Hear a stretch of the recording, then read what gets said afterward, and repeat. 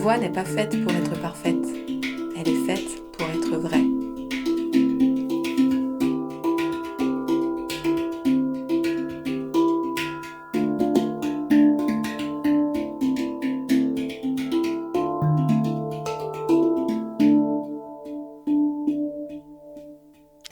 Imagine un espace où authenticité, conscience et relations vivantes se rencontrent. Bienvenue dans Les Voix authentiques, le podcast qui éveille ta voix intérieure, celle qui ressent, celle qui relie et celle qui rayonne. Je suis Emmanuelle, j'accompagne les entrepreneurs engagés à créer une communication alignée à leur essence, à oser leur voix et à ancrer leur présence en matérialisant leur univers en ligne. Et aujourd'hui, j'ai la joie d'accueillir Elliot Neal, coach en intelligence de genre Mars et Vénus, passionnée par le vivant et les relations humaines. Elle nous rappelle que toute vie naît d'une rencontre et que se comprendre est la plus belle manière de s'aimer. À travers son parcours marqué par une profonde reconnexion au vivant, elle œuvre chaque jour pour plus d'harmonie, de conscience et de reliance dans nos relations. Un échange vibrant et sincère où il est question de vie, d'amour et d'équilibre entre nos polarités, entre les polarités. Allez, on allume les voix authentiques. Bonjour Eliette, merci d'être parmi nous aujourd'hui. Bonjour Emmanuel et merci beaucoup de me recevoir. C'est un, c'est un bonheur de t'avoir ici. Je suis en joie. Je suis en joie parce que déjà, tu es venue à moi après avoir écouté un épisode de podcast. C'était lequel d'ailleurs? C'est celui de Christian Junot. Ah, c'était celui de Christian Junot. Mmh. Donc merci Christian pour cette connexion. Un petit coucou à toi, un petit coucou à toi ici, ça fait toujours plaisir. Mmh. Et Eliette, j'aimerais que tu me dises déjà pourquoi tu as eu envie de me contacter? C'était une évidence. C'était je fonctionne beaucoup comme ça sur les contacts, sur, le Mmh. la manière dont se font les rencontres aussi. C'est vrai que je fonctionne beaucoup comme ça. Quand je sens Mmh. un appel intérieur, j'y vais sans me poser de questions, sans me demander pourquoi je suis, attirée vers cette personne, pourquoi j'ai envie d'aller vers elle et là, c'était voilà, j'ai trouvé ta manière de porter l'espace dans l'échange avec Christian aussi chouette et j'avais envie de te remercier pour ce que tu faisais et puis le contact est passé tout de suite donc Et bah, voilà, et bah, voilà, et tu vois, je pense vraiment que la vie, c'est ça. C'est, au moment où l'envie se fait, où le sens est là, et ben, c'est de passer à l'action dans le temps quantique, dans l'instant présent et de faire en sorte que l'opportunité se crée et je te remercie pour ça. avec joie, merci à toi. Alors tu vas nous raconter ton parcours et la première question que j'ai envie de te poser, c'est, le moment où tu as senti pour la première fois cet appel profond du vivant en toi, parce que tu dis souvent que ta vie est guidée par le vivant. Mmh. Et à quel moment, pour la première fois, tu l'as ressenti cet appel-là? OK. La première fois, je pense que, c'était le moment où je terminais mes études de master. J'étais en train de préparer ma soutenance de master. Heu, Master en quoi? j'ai fait un master en énergie solaire, donc où j'étudiais déjà le fonctionnement du soleil, comment capter ses rayons avec les miroirs, comment le concentrer et cetera. Mmh. Mon père était en train de mourir, il est Mmh. parti 4 jours après ma soutenance de master et en fait, au moment de son départ, j'ai vu son âme sortir de son corps. J'étais dans un milieu ultra physique, on va dire, très très matérialiste, pendant Mmh. toute mon enfance. J'ai vraiment, Cartésien? grandi, ouais, voilà, dans un milieu cartésien et cetera et là, j'ai terminé mes études. Ça a toujours été une évidence pour moi d'étudier l'énergie solaire, d'être dans cette voie-là. Enfin, tu vois, j'ai jamais eu un seul doute. Je termine mes études, je vois ça et là, ça me genre ça me met à plat, quoi. OK, je viens de perdre mon père, mais il y a autre chose, c'est pas juste C'est ça pas juste ça, ouais. et à ce moment-là, il y a eu une reconnexion profonde. C'est comme si c'était un cadeau immense de dire: «OK, maintenant ouvre les portes, va plus loin». Ce fut une naissance pour toi alors? Ah oui, ça c'est sûr. Allez hop, vas-y, c'est fini les études, on avance. Donc ça, c'était un premier pas. Bon, après, tu as tout le deuil à digérer, toute Bien la sûr. partie physique à Mmh. gérer aussi, matérielle. Mmh. Et puis ça m'a amené petit à petit à une recherche intérieure, à une découverte de, OK, il y a la physique, mais qu'est-ce qu'il y a au-delà de la physique? Qu'est-ce qu'il y a au-delà du visible, en fait? Mmh. Alors, qu'est-ce qu'il y a au-delà du visible? Ouh, j'aurais pas l'impression de dire que je vois tout, j'ai juste, ouvert des petites portes. Et Mais c'est sûr que ces ouvertures de portes me servent aujourd'hui au quotidien, que ce mmh. soit dans les perceptions, que ce soit dans la compréhension de notre monde intérieur, hein, parce Mmh. qu'on a beau aller plonger dans notre matière, dans notre physicalité, de chercher les traumas, de comprendre, comment fonctionnent, tous nos schémas intérieurs et cetera. Même quand on va comprendre au niveau cellulaire ce qui se passe dans notre corps, ça reste de l'invisible. Bien sûr, bien sûr. Et du coup, ton parcours depuis cette renaissance-là, depuis cette découverte, ça a été l'exploration justement de ce champ de l'intelligence du vivant. Est-ce que tu peux nous expliquer quelles sont les expériences que tu as faites, les rencontres, ce qui t'a amené jusqu'ici finalement? Après du coup cette expérience-là, ce qui m'a amenée dans l'univers où je navigue aujourd'hui, Mmh. bah, ça a été la maternité. Ça a été, la réception quelque part de la présence de ma fille, de cette projection dans un monde intérieur qui grandit à l'intérieur d'un corps humain. Mmh. Et ce que j'ai vécu au moment de sa naissance, donc elle est née très tôt, à 5 mois et 3 semaines. Ouais. Et c'était une initiation. Du début à la fin, cette grossesse, cet accouchement, cette naissance qui s'est passée, par voie naturelle où j'ai su, avec un film mental qui arrivait, 1 jour et demi avant la naissance, j'ai su que j'allais accoucher, j'ai su que tout allait bien se passer, j'ai su que Waouh! elle allait bien aller, enfin voilà. Et là, tu vois, dans ces moments de maternité où tu as un bébé qui fait moins d'1 kilo devant toi, C'est qui est dans ça. une couveuse, que tu peux pas toucher, j'avais cette connexion au vivant, à l'invisible, à des entités beaucoup plus élevées du coup, qui me maintenait dans un état où j'étais pas dans la réalité physique de, peut-être que ce bébé il peut mourir. C'est C'était non, ça. en fait je Parce sais. que dans ces moments-là, enfin j'imagine, ça m'est pas arrivé, mais dans ces moments-là, en général, les parents et surtout la mère, sont dans une situation super compliquée, super difficile et toi, de ce que tu me dis, tu l'as vécu totalement différemment. Tu devais être l'extraterrestre dans la clinique, en fait. C'est le moins qu'on puisse dire franchement. Quand j'ai relu les dossiers médicaux après, tu sais les commentaires des médecins, c'était complètement ça. C'était bon, la mère a l'air d'aller bien, mais on sait pas trop si elle comprend ce qu'on lui dit, quoi.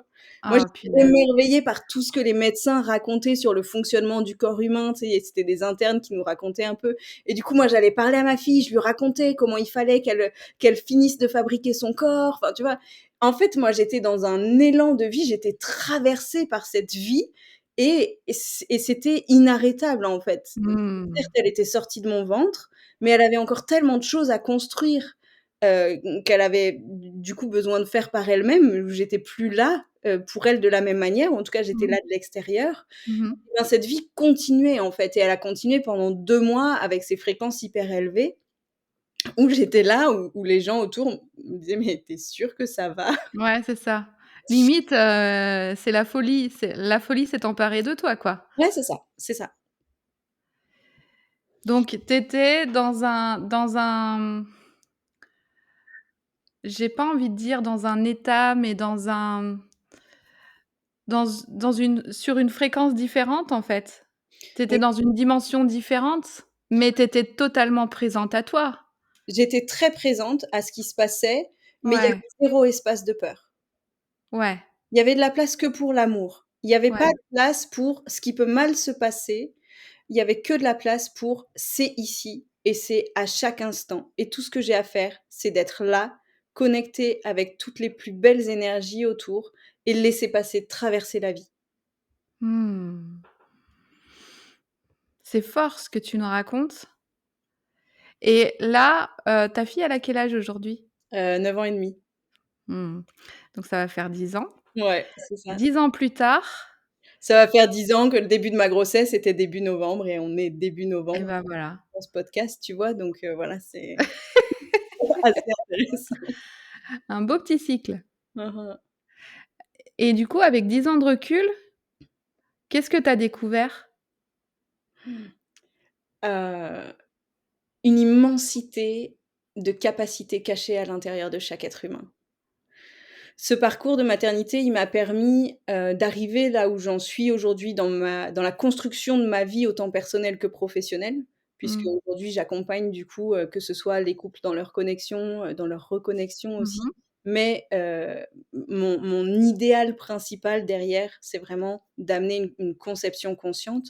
Donc d'apprendre en fait quelle est l'essence de l'être qu'on va accueillir dans la famille qu'on souhaite créer, pour pouvoir maintenir cette essence au plus près de son potentiel, en arrêtant de venir mettre, nous, heu, qui on est en tant qu'être humain avec tous nos propres schémas, en arrêtant de venir copier nos schémas sur cet enfant-là. Donc arrêter de faire de la reproduction, mais commencer à faire de la création, de la procréation. Et là, on Oh! switch un peu, tu vois, l'idée de qu'est-ce que c'est que d'avoir un enfant. On n'est plus là pour reproduire, donc pour faire une copie d'un père et d'une mère et d'en faire un enfant, d'un père et d'une mère à un instant T, hein, parce qu'en fonction, Mmh. c'est bien dans une fratrie, on va pas tous être pareils. On est d'accord? Mmh. Par contre, ça représente la copie des parents à l'instant de la conception. Et donc, comment, en tant que parent, futur parent, en tant qu'adulte, on se prend suffisamment en charge, on devient notre propre parent pour toutes nos parts qui ont été blessées intérieurement, Mmh. afin de pouvoir, le jour où on choisit d'accueillir un enfant, afin de pouvoir créer un corps pour cet enfant et ne pas reproduire quelque chose qui est déjà là. Pour ne pas reproduire quelque chose qui est déjà là, faut déjà avoir conscience de ce quelque chose qui est déjà là. Alors c'est étape par étape, hein, c'est en fait, ce qui est intéressant à voir, je trouve là-dessus, c'est que c'est pas une histoire de une génération. C'est Ouais. un travail qui se fait sur plusieurs générations et on Mmh. commence à voir vraiment les résultats de ce travail au bout de la troisième génération. Donc on peut se dire aussi, ça amène un regard différent sur nos parents aussi en tant Bien qu'adultes, sûr. de: «OK, qu'est-ce que mes parents ont fait par rapport à leurs parents?» Mmh mh. Permettre moi d'être qui je suis aujourd'hui dans toute ma force, dans toute ma puissance, dans toute ma beauté, ma vulnérabilité et cetera. Et qu'est-ce que moi je peux apporter à ma fille pour qu'elle un jour à ma fille enfin à mes enfants de manière générale, pour qu'un jour ces enfants-là puissent eux apporter un peu plus de conscience. Donc tu vois, c'est pas: «OK, moi je prends conscience là de tous mes schémas et puis c'est bon, je vais avoir un super bébé machin». Non, c'est pas ça. Bah, non, c'est pas ça. Comment chacun, on peut amener un petit peu de plus de conscience par rapport à la génération précédente, pour permettre à cette génération suivante d'avoir un peu plus de liberté intérieure pour exprimer leur pleine puissance, leur pleine Mmh. conscience, en fait. Mais ça, c'est un peu ce qui se passe, de génération en génération. On l'observe, en fait, parce qu'on voit qu'on est alors sans être dans la prétention, mais juste en étant dans l'observation de ce qui se passe, on voit que notre génération à nous est plus consciente que celle de nos parents et on voit déjà Mmh.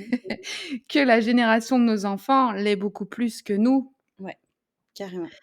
et même si, hem, je comprends totalement ce que tu dis par rapport au fait de ne pas reproduire, mais de créer et co-créer. Mais si je prends mon exemple, hem, comme je suis maman de 2 enfants, quand je suis devenue maman, ça a été un cataclysme dans ma vie, mais c'est pas pour ça que j'ai eu plus de présence et plus de conscience à ce moment-là sur qui j'étais et sur ce alors et sur ce que j'allais reproduire parce que c'était inconscient, en fait. La Complètement. seule chose que j'ai conscientisée à ce moment-là, c'est et c'est parti de cette question-là, c'était: «Je veux que ma fille soit heureuse, je souhaite vraiment que ma fille soit heureuse. Comment est-ce que je peux m'y prendre pour y arriver?» Mmh mh. Et la suite de ma réflexion a été: «Ben, en fait, tu rien à f tu rien Tu as juste à être et à l'inspirer, Parce qu'on est les meilleurs modèles pour nos enfants, parce qu'on est les meilleurs modèles pour les enfants et ensuite s'en est suivi: «Est-ce que tu es heureuse toi-même?» évidemment. Voilà et c'est de là que tout part, en fait Mmh mh. et quand on dit que nos enfants sont nos meilleurs enseignants, c'est clair Mmh. et quand on et en tout cas pour moi, la naissance de ma fille a été une renaissance. Ça a pris du temps après, mais ça c'est vraiment le point de départ de cette renaissance-là Mmh. et de la renaissance qui s'est fait pour parler plus, de choses, ancrées que tout le que notre société connaît bien, c'est la crise de la quarantaine. J'y suis pas encore, j'ai encore quelques années. Bah, tu sais, la crise de quarantaine, elle peut commencer 5 ans avant et se terminer 10 ans après, hein, on n'en sait rien, hein. Chacun son rythme, hein. Mais la crise du milieu de vie, en tout cas. Ouais, ouais, ouais. Mmh. Et heu et c'est clair que, hem, c'est super important d'être dans cette conscience-là et d'accepter l'enfant qui arrive dans ce qu'il est, sans vouloir projeter sur lui ses peurs et ses schémas. Mais tout ça, ça suppose d'être en conscience de ça. Alors que moi, je sais qu'à ce à quand ma fille et quand mon fils, quand ils étaient petits, j'avais absolument pas conscience que je projetais mes peurs sur eux Mmh mh. et aujourd'hui, je le vois tellement, mais ça a nécessité moi aussi, je suis au bout de mon cycle de 9 ans, ça a nécessité, 5 ans de thérapie, ça a nécessité un départ, de la fonction publique et une séparation. C'est mon histoire, hein, c'est juste mon histoire, mais ça a nécessité des grands chamboulements pour en arriver à ces prises de conscience-là, quoi. Comment tu l'expliques ça, d'ailleurs? Hem, pour moi, ça a été assez similaire, Mmh. où c'est vraiment la maternité qui m'a amenée aussi à ces prises de conscience-là et Mmh. cetera et c'est en voyant aujourd'hui l'impact de cette préparation en amont, en fait, pour comment on peut construire cette stabilité intérieure pour éviter de se prendre un raz-de-marée phénoménal au moment où on devient parent, en fait. C'est ça. Oui, et on peut l'expliquer aussi de cette manière-là et se dire: I peu importe l'endroit où on va le prendre dans notre histoire, on a plein de portes, tu vois? Ouais. Que ce soit, à l'adolescence, quand toute l'énergie sexuelle se réveille dans notre corps, d'aller comprendre ce que c'est, comment la diriger, quoi en faire quand elle est là. Que ce Mmh. soit, avant d'être parent, quand on a des questionnements qui arrivent et qu'on se dit: «Bah, qu'est-ce qui existe? Qu'est-ce qu'il y a? Qu'est-ce que je peux faire pour me préparer?» Que ce soit une fois que tu es parent, que tu es dans un tsunami phénoménal à te dire: Non, je veux pas que ça m'arrive, je veux pas reproduire tout ce que mes parents ont fait. Pourquoi je me mets à réagir comme ça alors que c'est ce que j'ai toujours détesté que mes parents ont fait sur moi et en fait là je le reproduis, je ne veux pas ça. En Mmh. fait, tu vois, peu importe l'endroit où on va le prendre dans notre vie, on a toujours des moments pour venir prendre conscience. On a plein de portes différentes qui sont ces accès à notre essence, en fait, qui sont comment on revient dans notre propre essence en tant qu'être humain, dans notre rayonnement, dans notre alignement intérieur. Là où en tant que femme, tu vois, si on commence à aborder un peu les polarités, là où en tant que femme, on va vraiment être là pour nourrir le monde entier, pour offrir. Mais avant d'offrir, il faut pouvoir recevoir. De qui est-ce que je reçois? Du divin, on peut lui donner les noms qu'on veut, Tous les de noms qu'on veut, ouais. Mmh. universel, de voilà, peu importe ce concept d'abondance permanente qui arrive intérieurement, de mon compagnon, de mes amis, de mes collègues, de peu importe d'où ça arrive dans la société ou dans notre vie, dans notre entourage, comment est-ce que je reçois en tant que femme, Mmh. pouvoir offrir ensuite au monde à l'extérieur. Et Mmh. évidemment, en tant que mère, offrir à mes enfants aussi le meilleur possible. Parce que si tu as pas de soutien, s'il y a aucun pilier, aucune énergie sur lequel tu peux t'appuyer autour de toi en tant que femme, bah, c'est vachement plus dur d'être là pour être nourrissante pour tes enfants, en fait. C'est clair. Et ça, on le voit en tant que maman séparée, que ce soit maman solo plein temps ou maman solo à temps partiel avec une double vie en parallèle, tu sais? C'est juste, OK, comment au quotidien je fais pour garder cet aspect nourricier de la mère qui est juste Mmh. tellement important et Mmh. à la fois et à la fois être moi épanouie et à la fois m'autoriser à recevoir de certains aspects. C'est un équilibre qui aujourd'hui dans la société dans laquelle on est un vrai challenge à trouver. Ah bah ça, je te le confirme. Mmh.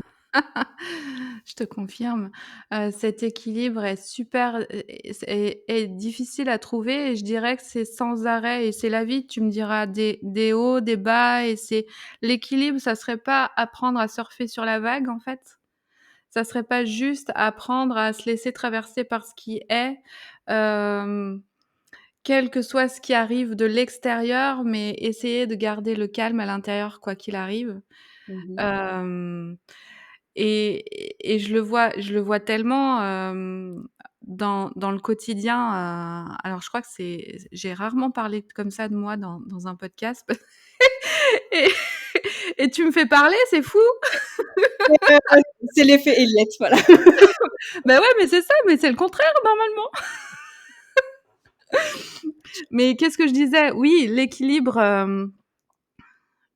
c'est à chaque jour un nouvel équilibre.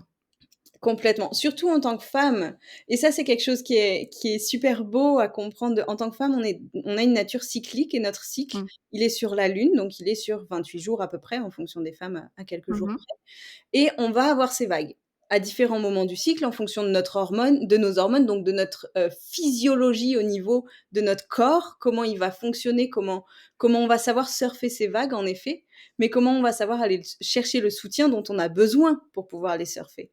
Parce qu'en fait, ça va pas être la même chose si on doit tout assumer dans notre vie toute seule ou si on sait sur qui on peut compter autour. Ça va être Mmh. 2 aspects très différents pour apprendre à surfer les vagues. Au contraire, l'homme, lui, il est sur les cycles solaires. Donc au niveau hormonal, il est sur 24 heures, mais au niveau, plus annuel, bah, il est sur un tour de soleil. Donc il va Mmh mh. avoir des cycles plus liés aux saisons, à la saisonnalité. Et c'est là que c'est super important de se trouver l'équilibre entre l'homme et la femme, de comprendre qu'on n'a pas les mêmes cycles, C'est ça, pouvoir s'appuyer l'un sur l'autre pour naviguer dans nos propres cycles. OK. Et là, je rebondis justement, puisque tu es coach en intelligence de genre Mars et Vénus. Est-ce que tu peux nous expliquer en quoi, cette approche apporte un nouvel éclairage pour comprendre, ben, comment on fonctionne en tant que couple et pour comprendre aussi les différences de genre? OK. Qu'est-ce qui t'a amené sur, Mars et Vénus et quel est le fonctionnement? C'est quoi la particularité de ce coaching? OK. Alors, ce qui m'a amenée sur Mars et Vénus, j'avais lu le premier livre de John Ouais. Gray, Les hommes viennent de Mars, les femmes viennent de Vénus, Mmh. il y a très longtemps. Je crois que j'étais au lycée quand je l'avais lu. Mmh mh. Heu et OK, ça m'avait marqué, mais pas plus que ça. Puis il y a 2 3 ans, une amie m'en a reparlé et là, je me suis mise à aller chercher plein de ressources. C'était une période dans ma vie où j'avais drastiquement besoin de comprendre le fonctionnement de l'homme.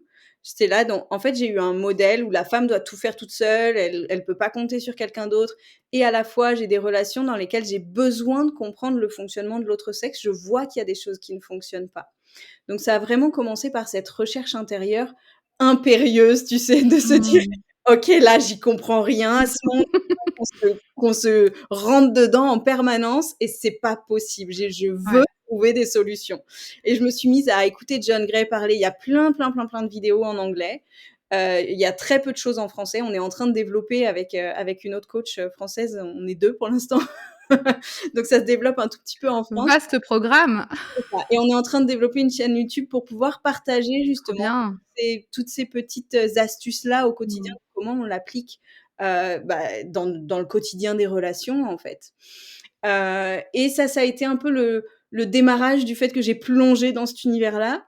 Ce que ça m'a apporté, c'est que je suis devenue bilingue. Tu sais, Ah vraiment bah, écoute, on a vraiment 2 langues différentes. ouais, bah, ça, c'est On peut dire sûr. ce qu'on veut, on ne pense pas de la même manière, ce qu'on dit n'a pas le même sens, vraiment et donc aujourd'hui, ce que j'adore dans les séances de couple, c'est de pouvoir traduire pour l'homme et pour la femme et tu vois, la semaine dernière, j'étais avec un couple sur un début de coaching et à un moment, je leur explique pas mal de choses et je leur dis: «Comment vous vous sentez?» et là, ils se mettent tous les 2 au fond de leur canapé, tu sais, puis ils me disent: «En fait, on se sent juste complètement cons» et j'étais là: «Mais c'est pas le but, c'est juste Et tu vois, c'est juste, tu as le mode d'emploi qui s'ouvre et tu es là: «Oh, OK, le mode d'emploi, c'est ça?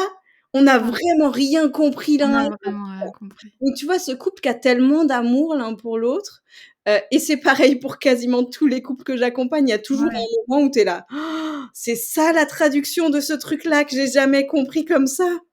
Donc Mmh. donc voilà, c'est toute cette traduction des 2 univers, si tu veux, qui moi m'a absolument passionnée. De Mmh. comprendre aussi, le stress au niveau hormonal.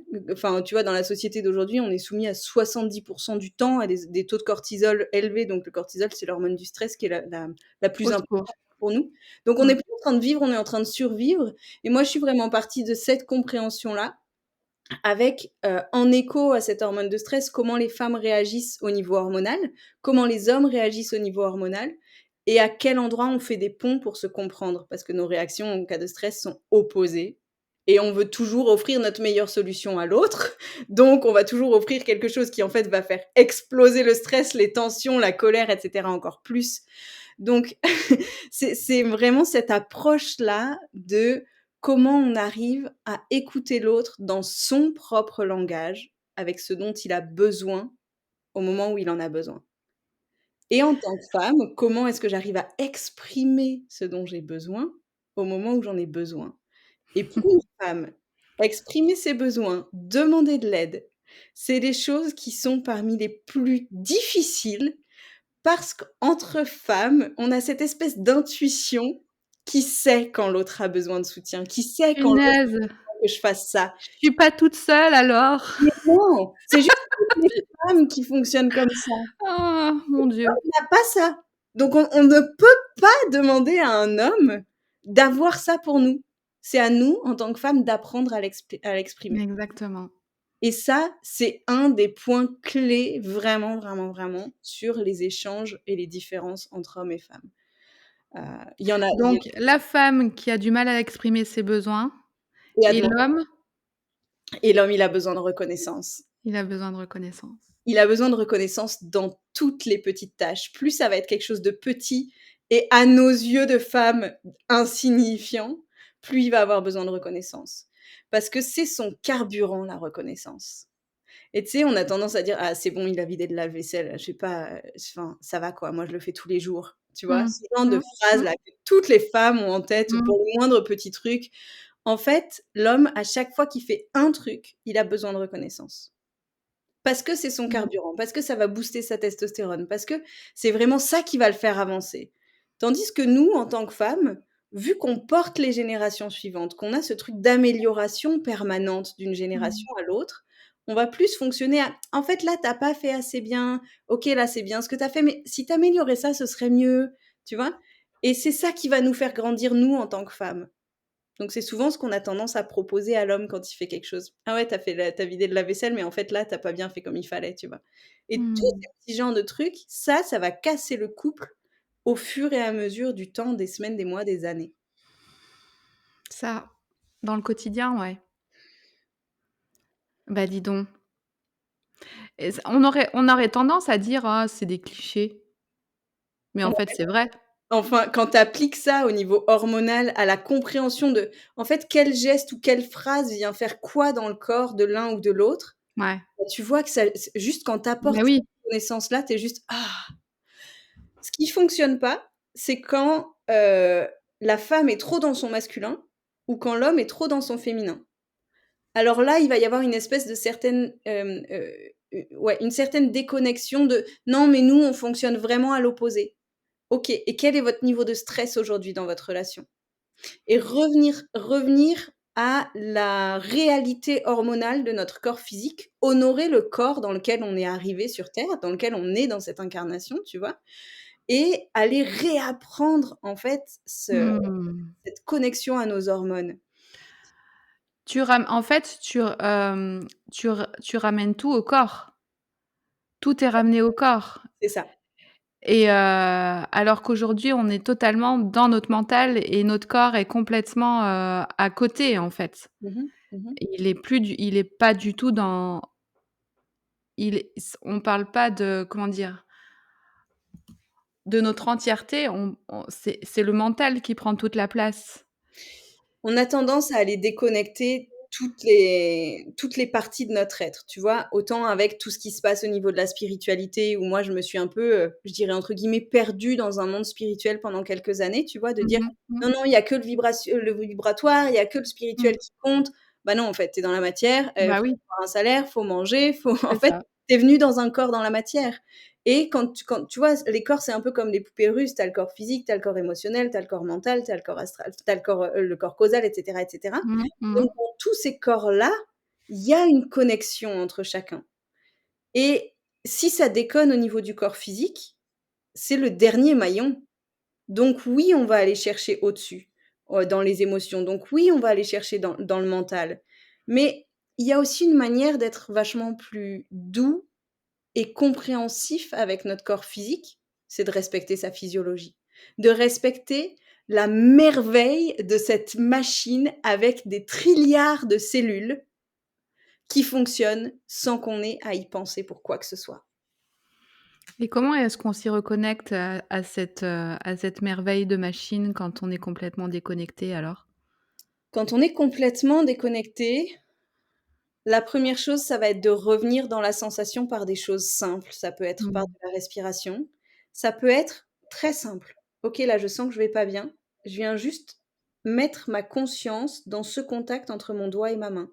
C'est des choses qui peuvent paraître tellement bêtes à faire et pourtant, ça nous oblige à revenir dans l'instant présent et dans qu'est-ce qui se passe dans mes sensations là?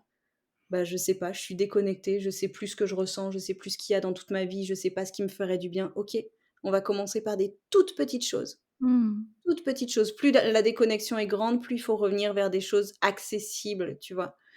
Et petit à petit, étape après étape, pas après pas, on va commencer à se dire: «Ah, je sens qu'il y a des espaces qui s'ouvrent, je sens qu'il y a mon corps qui se relâche un peu, puis je sens que j'ai une envie qui revient».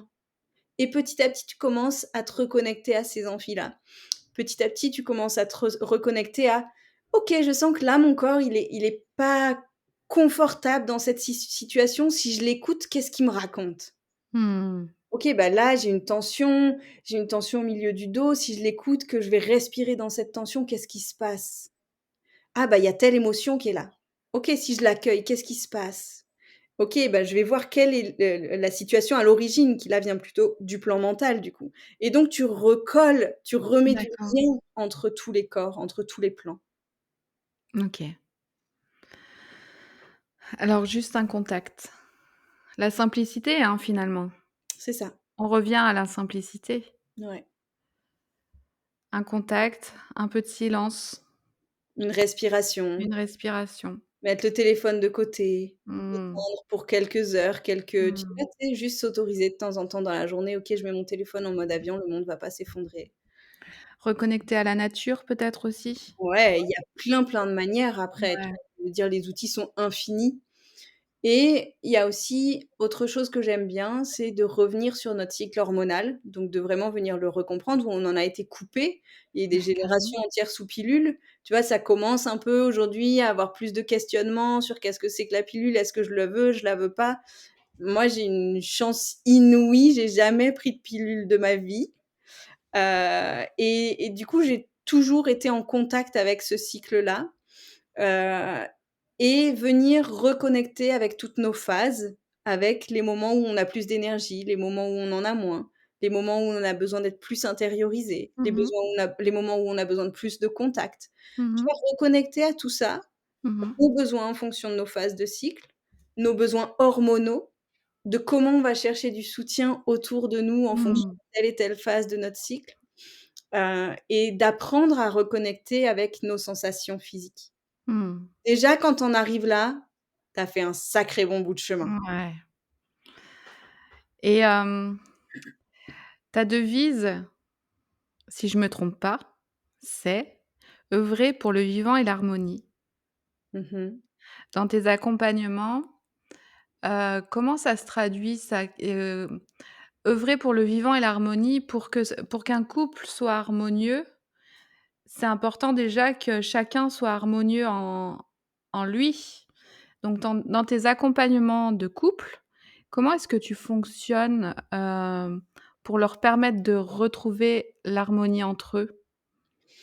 Alors, tu l'as super bien, dit. Là, avant d'avoir de l'harmonie dans le couple, il faut avoir Mmh. de l'harmonie à l'intérieur de soi. Mmh. Cette harmonie à l'intérieur de soi, elle va passer par comment je comprends les polarités qui sont en moi. Mmh. Tout le monde a du masculin, du féminin. Ils vont pas s'exprimer au même endroit. Tous nos centres, donc tous nos chakras, si on regarde l'homme et la femme face à face, tous nos chakras vont avoir des polarités inversées. Donc au niveau sexuel, la femme est réceptive, l'homme est émissif. Au niveau émotionnel, c'est l'inverse, la femme est émissive, l'homme est réceptif. C'est pour ça que les hommes ont autant de mal à nommer leurs émotions et que les femmes peuvent être aussi blessantes sur le plan émotionnel. Et cetera, et cetera.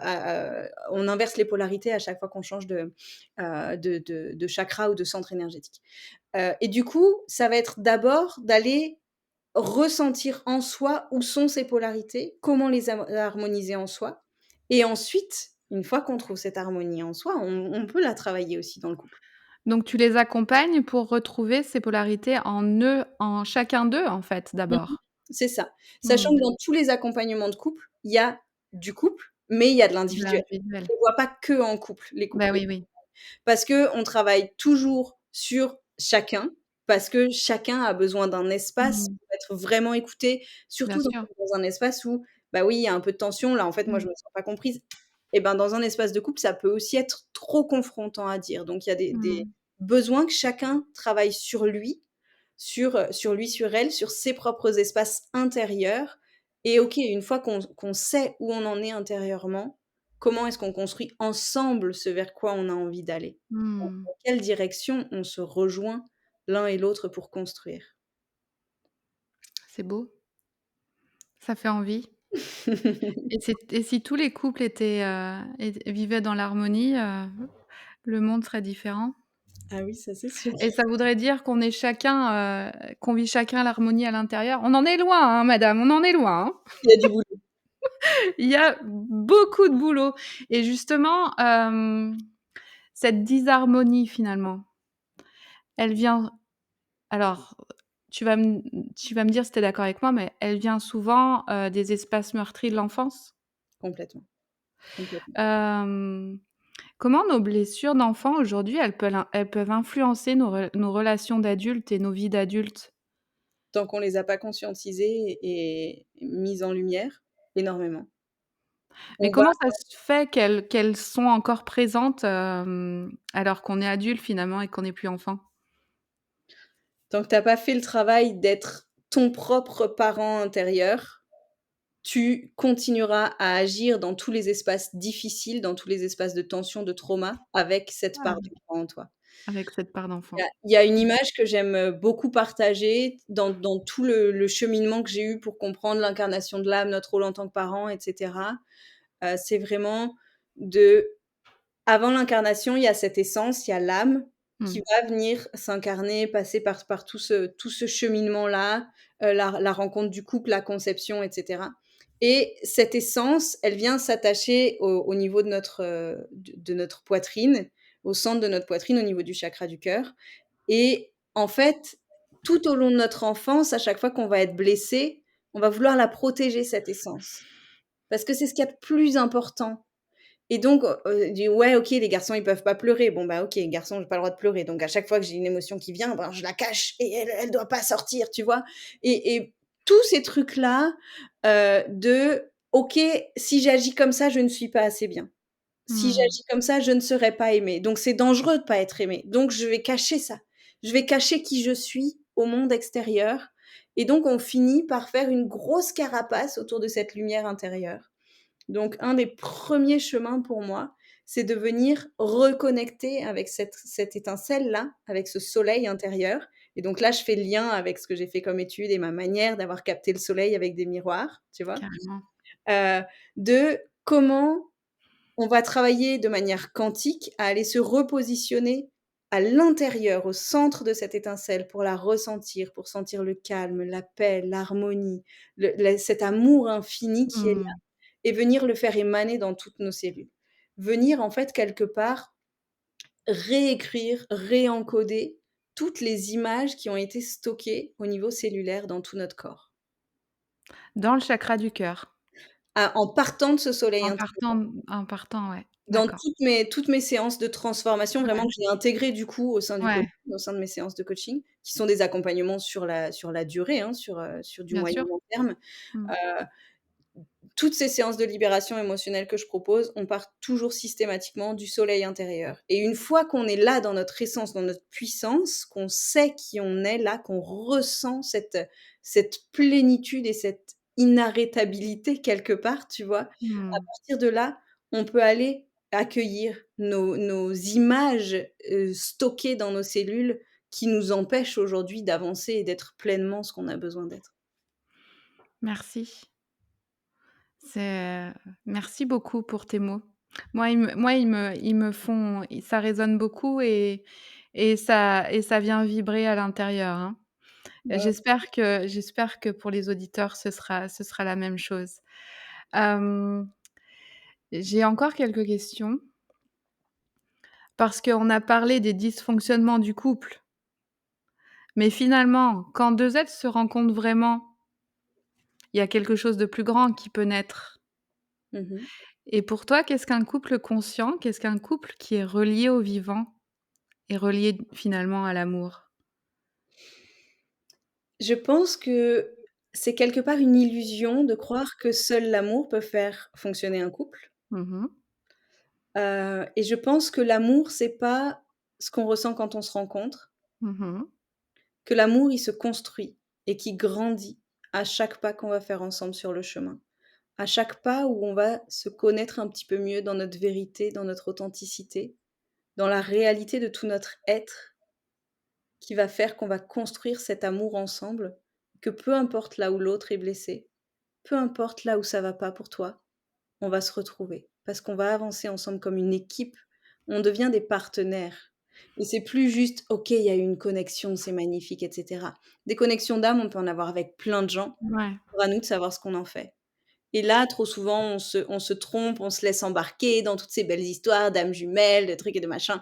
En fait, on a ces connexions d'âme avec plein de gens, basiquement, avec toutes les âmes avec lesquelles on a déjà travaillé dans d'autres vies, tu vois? Et donc, c'est un peu comment revenir les pieds sur terre quelque part, de voir: «OK, on se rend compte, ça paraît tout beau, tout joli, on va y aller. Où est-ce qu'on est compatibles? Où est-ce que tes comportements sont OK avec ce que j'attends, moi, d'une relation, ce que je recherche?» Pour ça, il faut savoir ce qu'on recherche chacun l'un et l'autre. Ouais. Pour savoir où est-ce qu'on se rencontre. Est-ce que c'est OK? Est-ce que il y a des choses qui sont vraiment pas OK pour moi? Ben, c'est pas grave. On peut faire un bout de chemin ensemble, on peut être amis, on peut avoir autre chose comme relation. Mais s'il y a des choses qui, pour moi, sont pas OK, vraiment pas OK, je vais pas le sacrifier parce que je sais qu'il y a un moment, ça pourra pas marcher. Il y a un moment, Mmh. ça explosera parce que du coup, je me serais, rabaissée au détriment de quelque chose qui est pas OK pour moi, pour croire que c'était la bonne personne ou quelque chose comme ça. Mmh. Donc un couple, finalement conscient, harmonieux, c'est un couple dont les 2 s'acceptent eux-mêmes, pour eux-mêmes Mmh mh. et acceptent l'autre. C'est de l'accueil, mais de tous les côtés, en fait. C'est C'est ça, ça? c'est ça. C'est de l'accueil, rayonnant. C'est vraiment de la prendre conscience de: «OK, moi, combien je m'aime? Ouais. Comment je m'aime et je m'accepte?» Et encore une fois, c'est un chemin qui peut se faire en étant déjà en couple. Tu es pas obligé de le faire, quand tu es tout seul, enfin, tu vois? C'est un chemin qui peut aussi se prendre une fois que tu es en couple et te dire: «Bah, OK, en fait» et l'un et l'autre, on a envie de trouver une connexion un peu plus profonde, on a envie d'avoir quelque chose d'un peu plus, conscient, d'ouvrir un peu les horizons ensemble. Quel chemin on prend? Et là, Mmh. bah, on va se mettre à en discuter, on va se mettre à échanger, on va se mettre à construire ensemble ce chemin-là.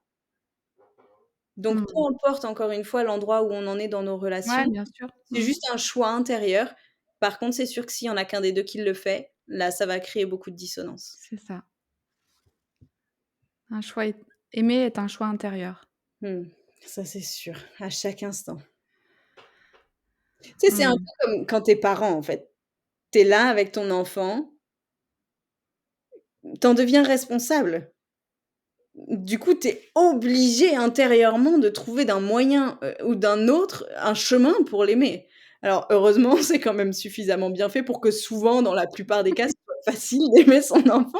C'est ça. Mais il y a des moments difficiles et jamais tu te dis, «Ah, je vais partir, on va se séparer». Bah non, parce que Bien tu sûr. as une notion de responsabilité aussi, parce Mmh, que mmh. et donc c'est aussi quel engagement tu prends au sein d'une relation pour te dire que, peu importe ce qui va se passer, on va aller suffisamment chercher ces espaces de paix et d'harmonie, on va chercher à les nourrir au quotidien pour qu'il y ait plus de paix et d'harmonie que de moments de désharmonie, que de moments où on n'est pas d'accord. C'est OK qu'il y ait des endroits où on n'est pas Bien d'accord. sûr. C'est OK de pas avoir les mêmes passions, c'est OK de pas aimer les mêmes choses. C'est juste, est-ce qu'il y a plus d'endroits où on se rejoint que Mmh. d'endroits où on se rejoint pas? Mmh. D'accord. Merci. Mmh. C'est très clair, hein. On en revient à la question rituelle. Si tu devais transmettre un message ou un petit rituel concret à celles et ceux qui nous écoutent, pour amener plus d'harmonie et de conscience dans leurs relations, qu'est-ce que tu leur dirais? Mmh. Juste au sein des relations, j'inviterais chacun à prendre, des moments réguliers, vraiment fréquents, pour juste se poser face à face et se regarder dans les yeux. Quelques secondes. Autant que c'est possible, pas chercher à le faire plus que possible, mais chercher à amener ces espaces de connexion à différents endroits. Commencer par le faire avec un regard, puis pourquoi pas après avec le cœur, puis pourquoi pas après, peu à peu avec tous les centres énergétiques et cetera. Mais déjà commencer à s'apporter cette conscience dans le regard et l'échange avec l'autre de dire: «Qui es-tu? J'ai envie d'apprendre à te connaître pour t'aimer pleinement».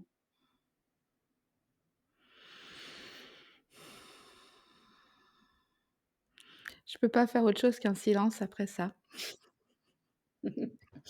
Il a été court. Mmh. On arrive à la fin de l'épisode. Comment tu le nommerais cet épisode? Waouh! J'avais pas pensé, Ah! La question piège. ouvertement pour Après la l'épisode. question rituelle, c'est la question piège. C'est ça, pourtant je me souviens l'avoir entendu. Il y a pas d'obligation, hein. Tu te souviens de m'avoir entendu te poser la question? C'est ça, ça me revient là tout d'un coup. Eh ben voilà! Comment je nommerais cet épisode? Franchement, c'est pas mon fort de donner des noms. Alors Moi, je je te bah, laisse. moi, j'ai une idée. OK, Parce qu'en général, j'ai mon stylo et quand j'entends quelque chose qui me tilte, je le note OK. et là, j'ai noté: «Aimer est un choix intérieur» Mmh. et aimer est un choix conscient et intérieur. J'aime bien aimer est un choix intérieur. Aimer est un choix intérieur. Ça tournera autour de ça. OK. Ça te J'ad va? Ah ouais, c'est nickel. Ça correspond.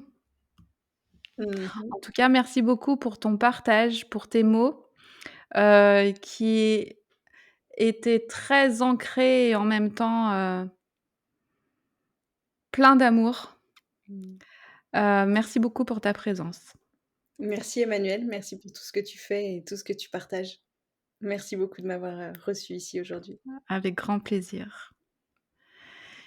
J'espère que cet échange avec Eliette t'a inspiré à remettre plus de conscience, plus d'amour et d'harmonie dans tes relations, à oser des liens vivants, vrais et profondément humains. Tu trouveras le lien vers son univers et ses accompagnements en description de l'épisode. Pour rester connecté à la vibration du podcast et ne rien manquer, inscris-toi à la newsletter Vibration Authentique. Tu y recevras chaque semaine le rappel du nouvel épisode, accompagné de réflexions et d'inspiration pour nourrir ta propre voix. Et si cet épisode t'a touché, partage-le à ton tour à une amie, un proche ou toute personne qui a besoin d'entendre qu'aimer, c'est aussi apprendre à se comprendre et à s'aimer soi-même. Un immense merci à Rodrigue le Pirate pour la musique et le montage et à Anaïs Cotreau pour son soutien sur les réseaux. Prends soin de ta voix intérieure et à très vite pour un nouvel épisode des Voix authentiques.